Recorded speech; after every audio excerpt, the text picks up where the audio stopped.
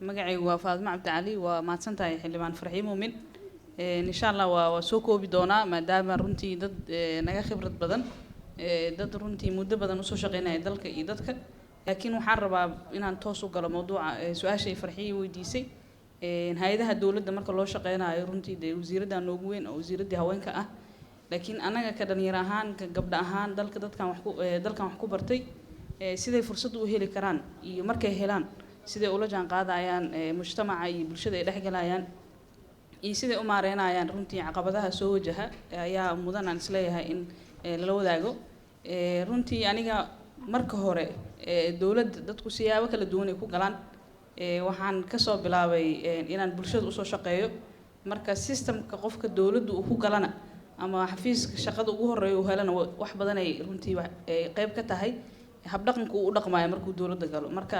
waxaan ka wadaa haddii aad runtii tahay qof markii hore ururada bulshada ka tirsanaa ama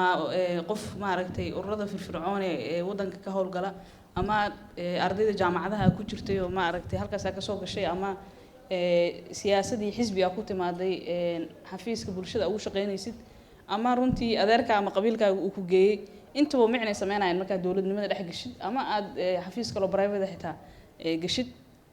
marka qofka dhalinyarada ah markuu shaqo ka helo shirkad ama markuu shaqo ka helo dawladda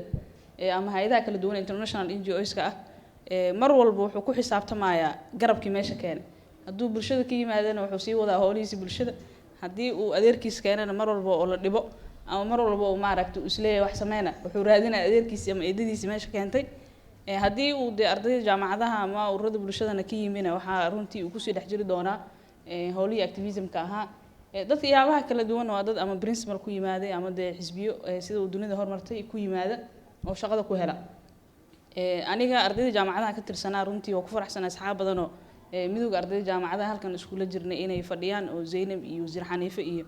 akhyaar badan sidaan isku barannay 7 sano 8 sano ka hor waxay ahayd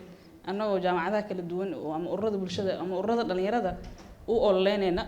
ustaad Yaxye iyo tiim badan oo halkan fadhiyo waa is arki jirnay 8 sano iyo 2 sano ka hor maama Xaliimi runtiina waxay ka mid ahaayeen dadkii dee soo barbaariyay oo runtii ururada u furay dhalinyaradii markaas jaamacadaha dhiganayay si ay isku diyaariyaan isla markaana fursad ugu helaan shaqooyinka xafiisyada kala duwan markii aan marka hay'adaha dawladda shaqada ka helay aan runtii ma soo shaqeynin hay'ada private ama ganacsi kama shaqeynin intii hadda aan shaqeynayaba waxaan ka shaqeynayay hay'adaha dawladda waxaa sharaf ii ahayd runtii in aan arko in mar walba fursad ay diyaar u tahay inay soo dhaweyso dhalinyarada dalka wax ku bartay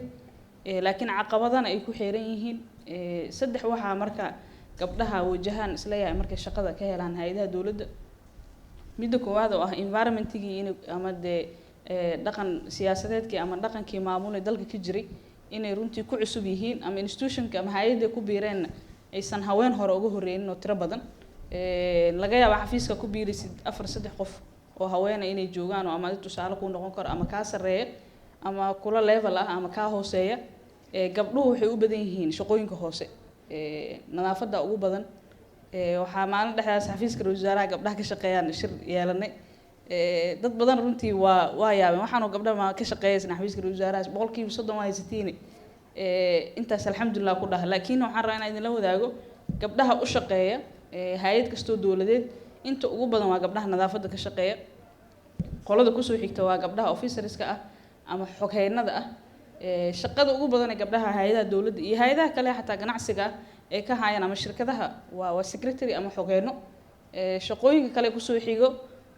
waa haddii 7 agaasimo waaxid jiraan ama 5 agaasimo waaxid hala gabar ah haddii maamulka sare loo gudbana waxaa laga yaabaa inay hal gabar fursad u hesho tiina waxaa laga yaabaa gabadhan intay ku nagaanayso institutionkaas inay aad u kooban tahay haddii ay tahay marka gabar digreeto ku magacaaban waa laga yaabaa inay muddo joogto laakiin haddii ay tahay gabar oo markaa uu badbedeli karo qofka markaa meesha jooga ama gaasimaha guud ha noqdo ama qofka la noqdo waxaa fudud in markaa gabadha la bedelo saddex waxaana u keenaysa dee laga yaabo inaysan haysan taageeradii familigeeda iyo runtii maadaama nidaamka waddanku ku dhisan yahay nidaam runtii siyaasadeed oo 4.5 ama qabali ah laga yaabo inaysan maaragtay gabadhu xirfadii loogu talagalay aysan ku qalabaysnayn waa caqabada labaad gabdhaha intii in badan runtii waxaa aad loogu tiiriyaa in gabadha soo gaartay stage-ka sare ay aad u yartahay fursadda kula tartami karto ragga kale marka aqoonta iyo xirfadda gabdhaha ku qalabaysan yihiin waa caqabada labaad runtii ku noqon karta ta saddexaadna waxaa weeye commitmentiga ama ilaa gabadhu ilaa intay sii joogteyn kartaa inay shaqada ragga la sii dagaalanto oo sii joogteyso oo runtii dulqaadato waxaa laga yaabaa ninka ragga inuu 2 sano shaqo daba socon karo ama xil iyo jago loo magacaabayo halka gabadha 5 bilood hadii raadiso ma intaan ka badan kuma diri kara inay iska dhahdo gurigeeda iska joogto marka gabdhuhu waxay mar inta badan ku qancaan inay ku nagaadaan meesha joogaan qofku bini aadanka horumar inuu sameeyo waa runtii wax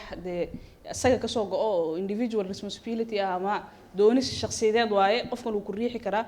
laakiin gabdhaha inta badan hay'adaha dawladda u shaqeeya wasaaradda waxa arkaysaa gabdho ay 10 sano u shaqeynayeen halkii jago ama halkii position ay joogto oo weligeed ka dalacin ama iyada laftigeeda dalacaadba aysan raadin tan labaadna waxay tahay dadka shaqaalaha runtii performance-gooda ayaa lagu tixgeliyaa dunida horumartay institutionskeena dawladeedna waxaa laga yaabaa inaysan weli gaarsiisanayn heer shaqaalaha sanadkii inta qiimeeyaan ay dhihi karaan sanadkan 10 qof noogu tayada fiicneed aan dalacsiin ama institution ama maaragtay meelo waaxo horumar la u dhiibno marka maadaama aysan jirin nidaamkii ama ay kooban tahay in la isku qiimeeyo tayada qofka shaqada uu ku soo kordhiyo waxaa yar marka fursadaha gabdhaha ay helayaan in la dalacsiiyo ama inay shaqo kale gaaraan boos kale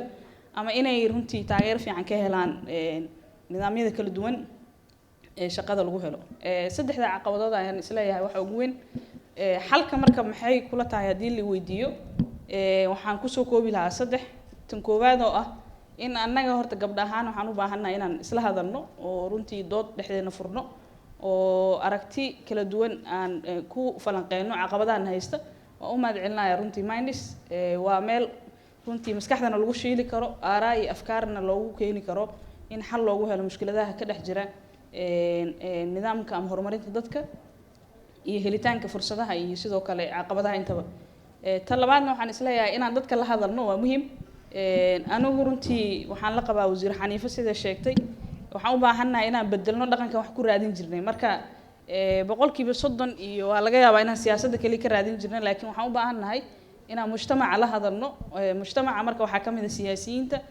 dalkan iyo dadkan waxaa xukuma ama sida caadiga adduunyada waxaa jira political elite waxa la dhaho dabaqad runtii jaangoysa go'aanada siyaasiga ah jaangoysa go'aanada ganacsi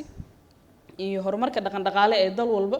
marka gabdhuhu intay ka yihiin political elite-ka wadanka jira meeqa gabdhaha runtii elite-ka siyaasadeed ama hal doorka siyaasadeed ku jira meeqa gabdhooda hal doorka ganacsi dalka ku jira meeqa gabdhooda runtii professorada ee dhaqaatiirta wadanka ka mid ah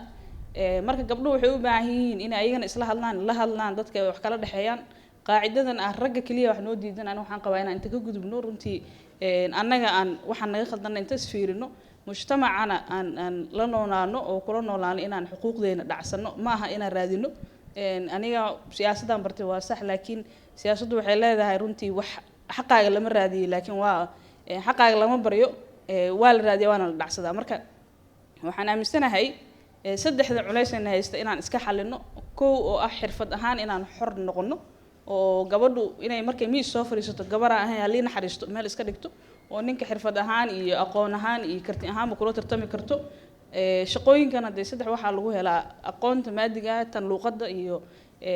tan critical thinking-ka ama sida aad rabtay inaad wax u horumarisid marka saddexda gabdho waa u muhiim tan saddex labaad oo ah haddii dhaqan siyaasadeedka dalka ka jira uu yahay in qabiil wax lagu helo walaalay qabiilkaaga u tag runtii ninka uu reerku ka dhashay adna reerkaa ka dhalatay marka saameyn togan runtii oo firfircooni la ku yeelo reerkaaga iyo dadkaaga haddii laga gudbo dhaqankaasna waxaan rajeynayaa in laga gudbe qofii cod loo gudbo qofii codka inaad wax ku heli kartid performance haddii loo gudban inaad wax ku heli kartid haddii maaragtay tayo loo gudban inaad tayadana wax ku heli kartid waxaan kusoo gabagabeynayaa ugu muhiimsan aan isleeyahay gabdhuhu hadda ani gabdho badan oo runtii asxaab laahay oo dhalinyarada jiilka aan hadda ka mid ahay inta badan waxaa haysa shaqo la'aan jaamacaday kasoo wada baxeen waxaa laga yaabaa fursadda shaqo raadinta inay aad ugu dhibtoon tahay waxaa laga yaabaa marka inay ku dhacaan problems ama soo wajahaan caqabado maskaxiyan ah waxaa laga yaabaa inay duruufo kala duwan oo soo wajahay awgiisa u qaataan go'aano khaldan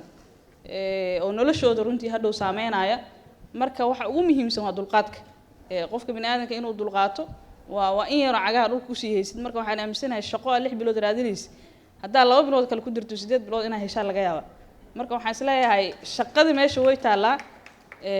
dalkan ani waxaan ku jiraa dadka aaminsan shaqo la'aan kama jirto shaqaale la'aan ka jirto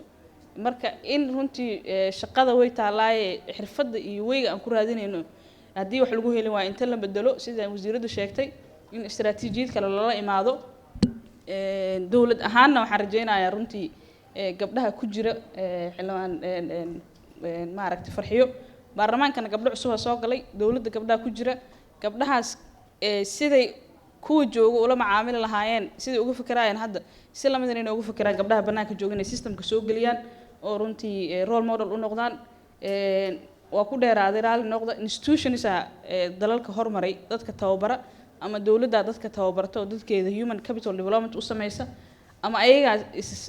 is hormariya annaga dawladdu waa runtii waa tabar yar tahay waa rajaynaa inay xooganaato institutions badanna ma jiraan oo wadankan waxa laga yaabaa minus 2 institution oo kale 3 inay jiraan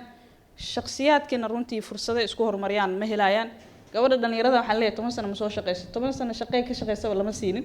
marka shaqadan experience-gaas waa ku xiran marka waxaan aaminsanahay in institutions-ka ay joogno iyo hay'adaha kala duwan inaan fursado siino gabdhaha